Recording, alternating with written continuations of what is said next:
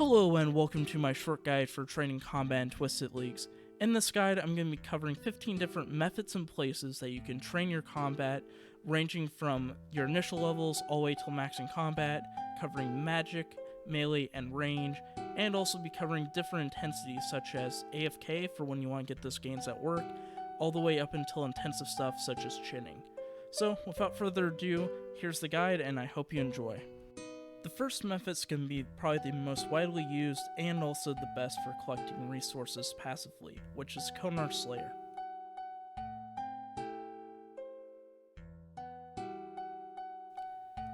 In Twisted Leagues, Konar Slayer will be unlocked at level 5 combat as opposed to level 70 in the main game. Aside from doing Slayer for unlocking exclusive monsters which give great drops, Konar Slayer has a chance to give Brimstone Cheese that unlock the Brimstone Chest. Brimstone Chest has a chance to give you a ton of different skilling supplies such as uncut gems, ore, raw fish, and seeds. Another major item that you can get from this is the Dragon Hassa. In the main game it's a broken Dragon Hassa, however in Twisted Leagues it will be a fixed Dragon Hassa that you are able to wield, and will be one of your best weapons if you can attain it until the whip.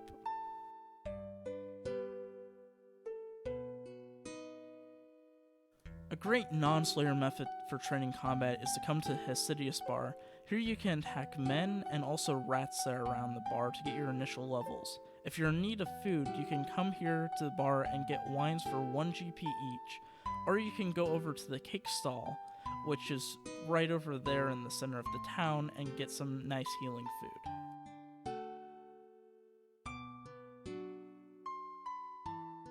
This next method I want to cover covers 4 different places, and they're all designed for AFKing, which is crabs. This first area has no requirements to access it, however it covers an extensive area, so I'm going to cover it using the map here for the sake of time. As you can see, there's the whole south coast, plus the bank right here where I'm standing at, and it goes all the way over to here. There's a ton of different sand crab spots covering 1, 2, 3, and 4 spawns where you can AFK at. Most of them are very close to being able to reset aggro, so such as like right here, you can just run barely up north to where the grass area is and you can reset aggro. The issue is, because there's no requirements and Twisted Leagues will probably be a bit crowded, you should keep in mind that you don't necessarily need a 4-spot spawn in order to keep up maximum experience rates. In order to keep up maximum experience rates, try and judge it based upon your combat and gear. I don't have a very set number in which will tell you, hey, you need to move from 3 to 4, but try to judge it with your combat and gear.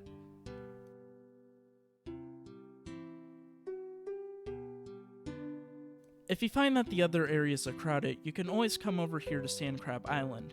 It does cost up to 10k however, and reduces in price depending on the diaries you have completed, but because cash is hard to get in the early game, you might find that there are no people here and can get your training done in peace. Just keep in mind that you can hop between worlds, but if you do leave, you will have to pay to get back.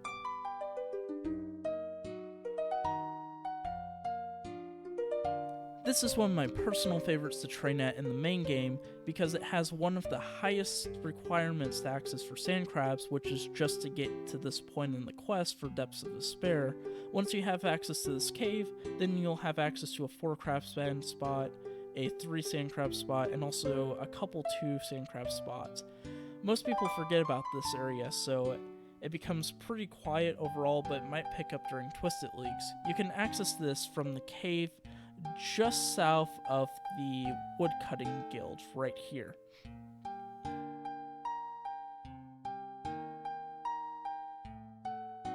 This next area I want to talk about is an also very forgotten area that's often empty. You can find it just west of raids, and there's a ton of different rock crabs that you can train on. While this area isn't as ideal because there's only a few spawns, so you can only AFK at up to 3 rock crabs at a time, it's still more likely to be empty, so you can use this area to AFK in peace.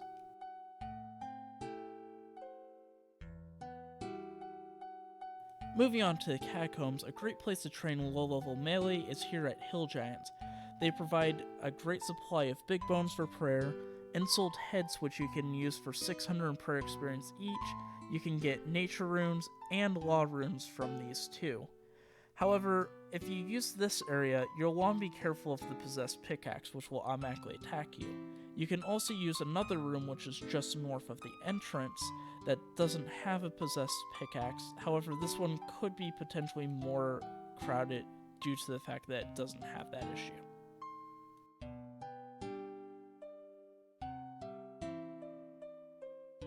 Another great place to train low-level combat is just east of the entrance to the catacombs. You can train here on Moss Giants, which you can actually train all three styles of combat. You can train melee if you'd care to, however you can safe spot some of the Moss Giants by standing against this north wall here.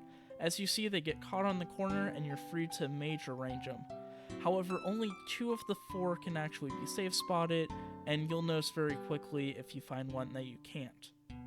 They also provide very similar drops to hill giants, such as more common nature runes, law runes, and also steel bars for a bit of smithing experience in addition to the normal prayer experience that you get from hill giants.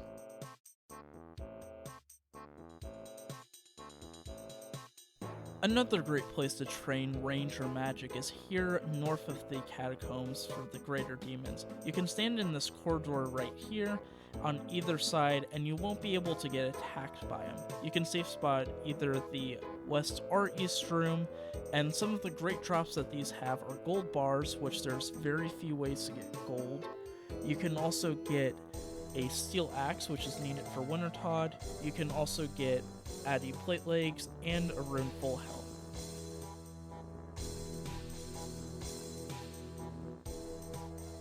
One of the last great places I want to mention here in the catacombs is Twisted Banshees. It requires 15 sweater in order to wear earmuffs so you don't get destroyed by their attacks, and you can just stand here in this corridor without being attacked by them.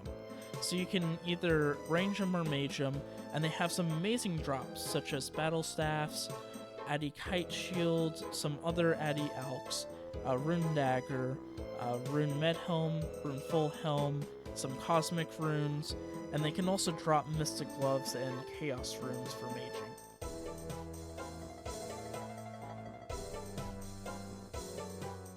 Moving on to the Forless Dungeon, here we have temple spiders. These provide some great drops such as red spider eggs, some alkables, and other runes.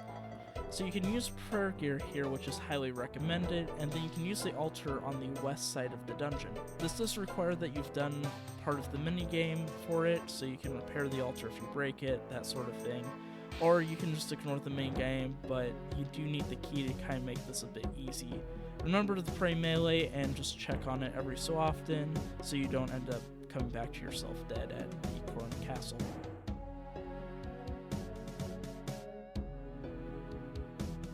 Moving on to the second part of the Forless Dungeon, we have Undead Druids. Undead Druids have a ton of great drops such as law runes, nature runes, secondaries such as Wines of Zami, which are very difficult to get otherwise. You can get amulets such as amulets of magic, defense, and strength without having to get the crafting levels, and they're also located right next to an altar. I mentioned something about the minigame earlier and you can look into that. But as far as this goes, you don't have to really do the main game at all to do this. So you can just come down here, run through the dungeon, come to this spot, and then just keep using the altar and killing them. It's great experience for range, it's not that great for mage, and if you get close to them in melee distance, they will melee you, so it's highly recommended that you just range them for experience.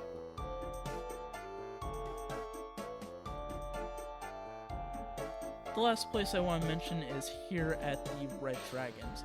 So there's 2 different ways you can train here at the Red Dragons. You can safe spot here with magic or range. There's 2 different safe spots. There's the one I'm standing in, and you can come up here to the south and they can't attack you over here. From the big dragons, you can get hides and also the normal dragon bones, which you can come up here to the north and use the bones here on the altar for ×3 experience, and you can also use the hides on this guy for crafting experience.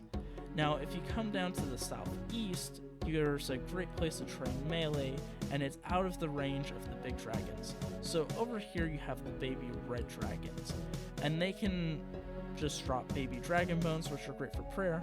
However, one thing to note is this entire room is one aggro range. So that means once you lose aggro for the big dragons, you don't have to worry about getting burned running through them.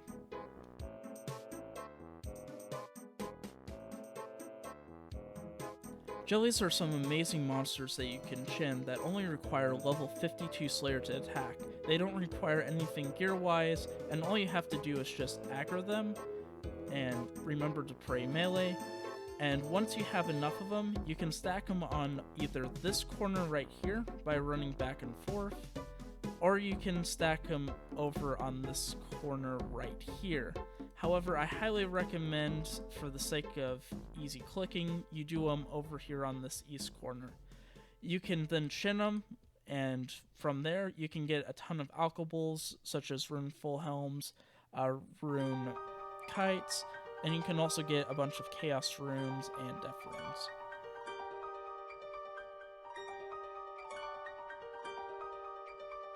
So it's very difficult to actually find a world, but as you can see in this clip, you can actually have two different spots. Ideally, you want the south room here, and you'll take them into the corner in the southeast. However, because of how crowded it can be, you might have to take the north room.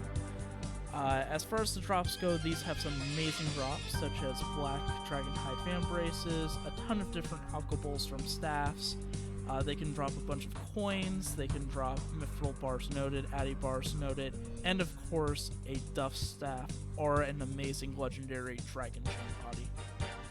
I know this guide went over a lot of information very quickly, so if you're not really familiar with Zeah, or you just want to see a maxing guide for a somewhat efficient from beginning to end of maxing, you can check the description below on the guide that I released a couple weeks ago. Aside from that, I hope you enjoyed the video, and remember to like and subscribe to get more updates and content about Zeah and Twisted Leagues.